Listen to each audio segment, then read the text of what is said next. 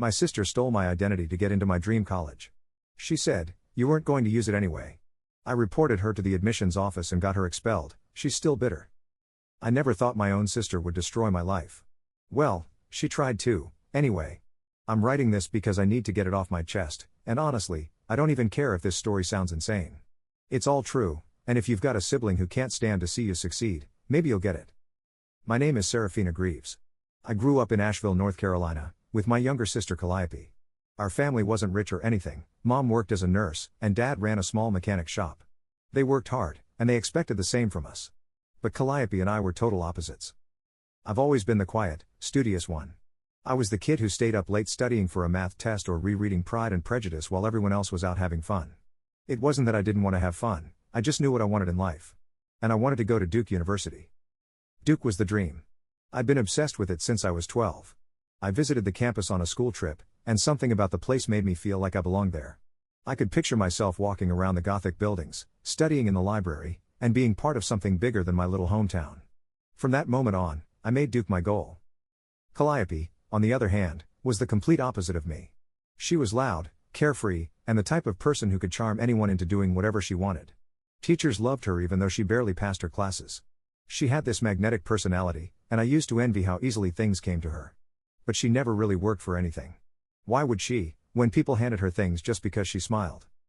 By the time I was in high school, I had tunnel vision. Every decision I made, every extracurricular activity, every late-night study session, was for Duke.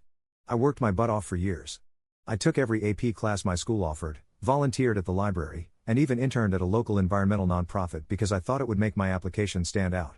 I had a 4.3 GPA and a near-perfect SAT score. If anyone deserved to get into Duke, it was me. Calliope? She didn't care about school. She skated by with average grades and spent most of her time hanging out with her friends or going to parties.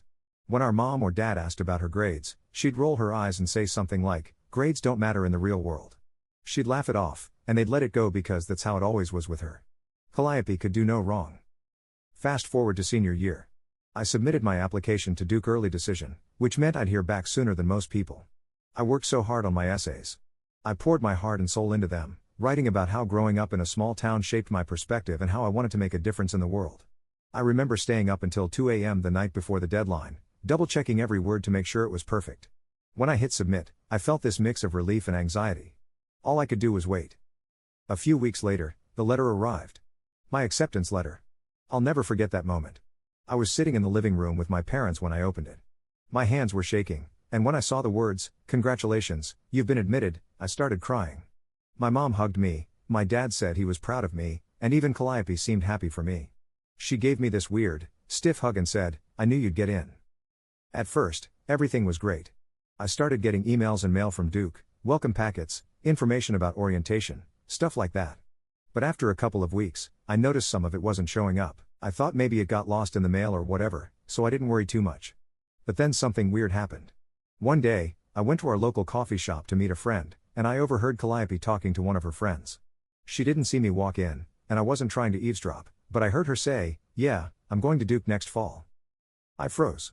At first, I thought she was joking. But then her friend said, "Wait, I thought Serafina got in?" Calliope laughed. She wasn't going to use it.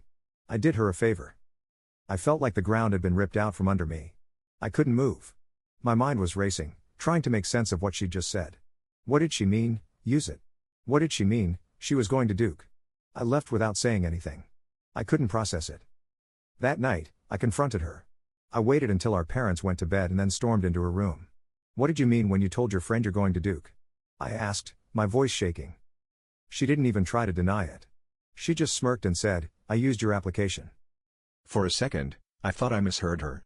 "You what?" "I used your application," she repeated, like it was no big deal. "You weren't going to go anyway, Serafina. You're not cut out for a place like Duke. They'd eat you alive." I was stunned. I couldn't even speak. She kept talking, like she was doing me a favor. "You're the book-smart one, yeah, but I'm the one with personality. They want people like me. Don't take it personally." "Don't take it personally?" I snapped. "You stole my identity. That's fraud, Calliope. That's illegal." She rolled her eyes. "Calm down. They're not going to find out. It's not like I forged anything. I just borrowed your stuff. You'll get over it." I couldn't believe what I was hearing. She didn't care.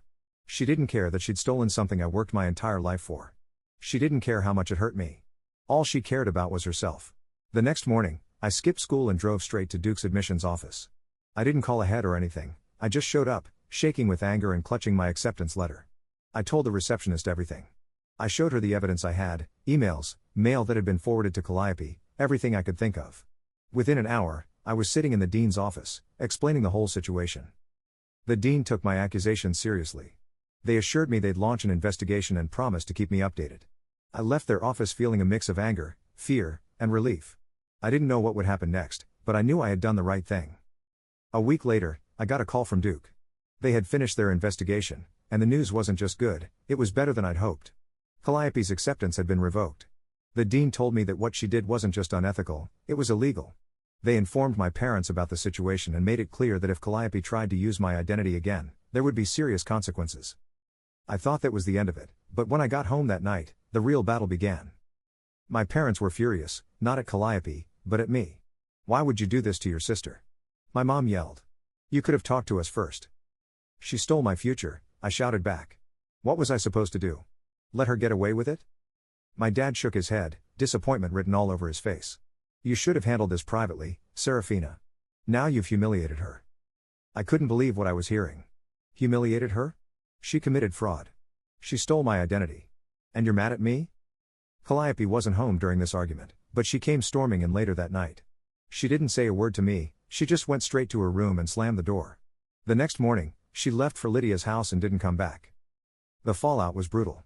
My parents barely spoke to me after that. Every time I tried to explain myself, they brushed me off or told me to stop being dramatic. Meanwhile, Calliope played the victim, telling anyone who would listen that I had ruined her life. For months, I was treated like the villain in my own home. But I wasn't done yet.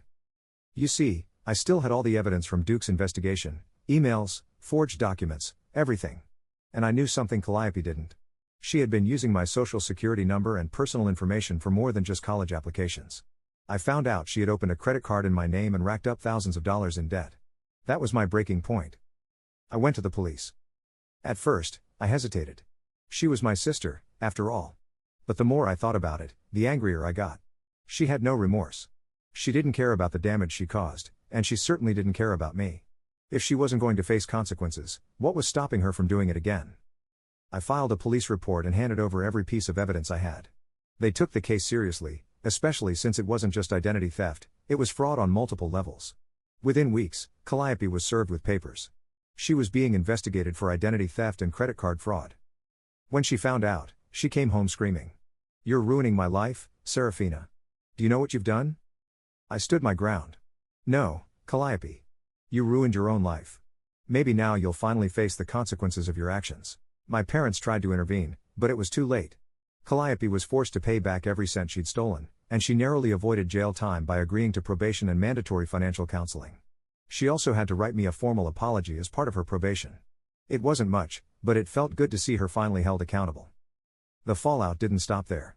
Word got around town about what she'd done, and her reputation was shattered. No one wanted to hire her, and her friends started to distance themselves. Even Lydia eventually got tired of her antics and stopped talking to her. Calliope had always been the golden child, the one who got away with everything. But not anymore. As for me, I went to Duke the following fall. It wasn't easy at first. My parents were still cold toward me, and I spent a lot of nights crying in my dorm, wondering if I'd made the right choice. But over time, things got better. I made friends, joined clubs, and started to feel like I belonged. Every time I walked across campus, I reminded myself that I earned my place there. No one could take that away from me. Calliope and I haven't spoken in years. She still lives in Charlotte, bouncing from job to job and blaming me for her problems. My parents eventually came around, though things were never quite the same. I think they realized that enabling her behavior for so long was their mistake, not mine. Looking back, I have no regrets.